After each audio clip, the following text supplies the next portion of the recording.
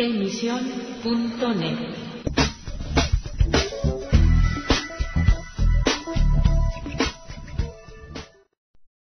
Hello again and welcome to Letter from England, broadcasting for AC Press and the Spanish Evangelical Alliance. My name is Jonathan Dawson.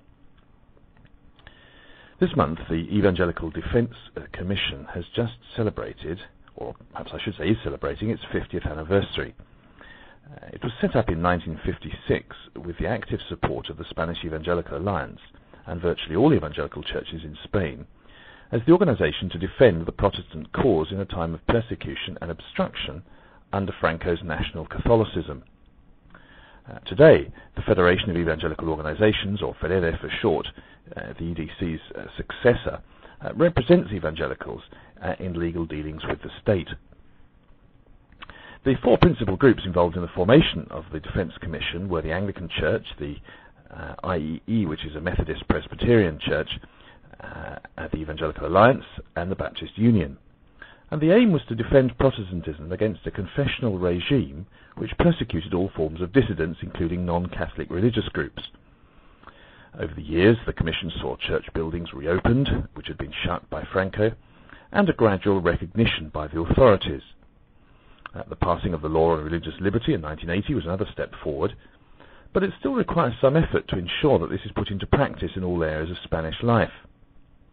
However, there's no doubt that today there is a much greater opportunity for Christians to work with the state and other institutions in order to create a peaceful, just and stable society based on solid democratic values.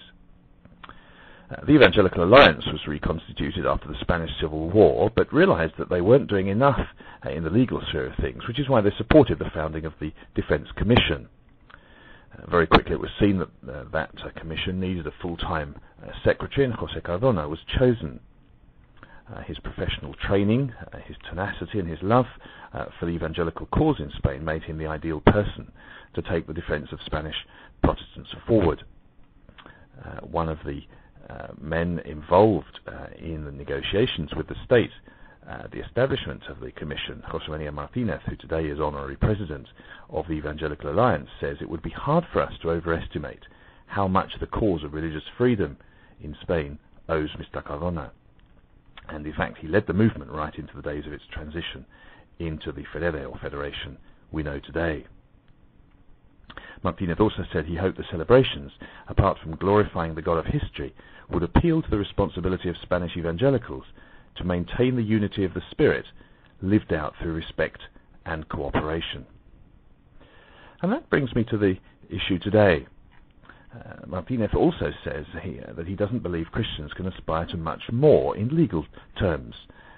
They enjoy equal freedom and opportunity as any other Spanish citizen today, and certainly compared to Franco's time, the change has been immense.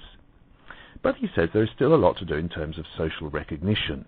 We must do everything we can to remove the image of Protestantism which the Catholic Church has given people in Spain over the last centuries.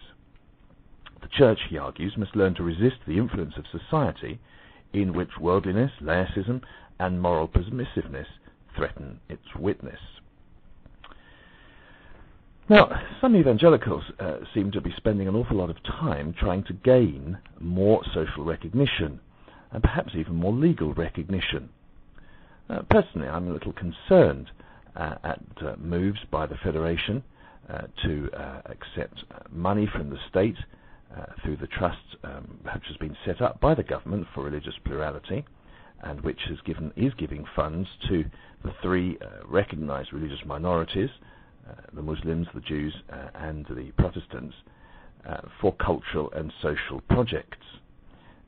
The vagueness of those terms suggests and perhaps leads to many groups trying to adapt projects that they have to meet the criteria stipulated by the government so as to be able to apply for funds or for funding. And such a dependence, particularly financial dependence upon the state, can never be a healthy thing for the Church. And I agree with Mr. Martínez when he argues that the moral permissiveness and general secularism in Spanish society is a much greater challenge for the Spanish Church than recognition by the authorities. Yes, there are times when there are injustices and perhaps licenses are not given when they should be, although of course Christians are not above the law.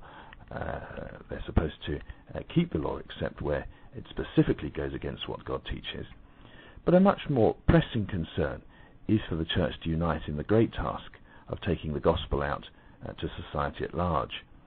The evangelical church in Spain is still so relatively small and weak and fragmented that there is much more to be done, perhaps in recognizing each other and working together to spread the gospel, rather than seeking to get in with the secular authorities and regional and national governments. Yes, they can work together on certain kinds of projects, and indeed, particularly in the area of social action, much evangelical work is admirable, and the government is indeed recognizing that, and perhaps applying for funding there is justified.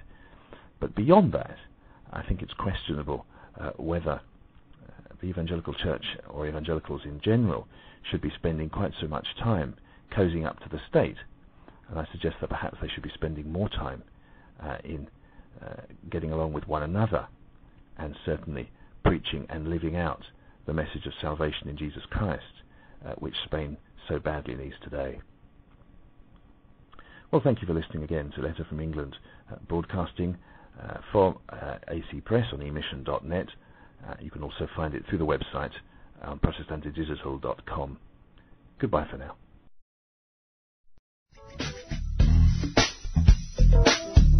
Emisión.net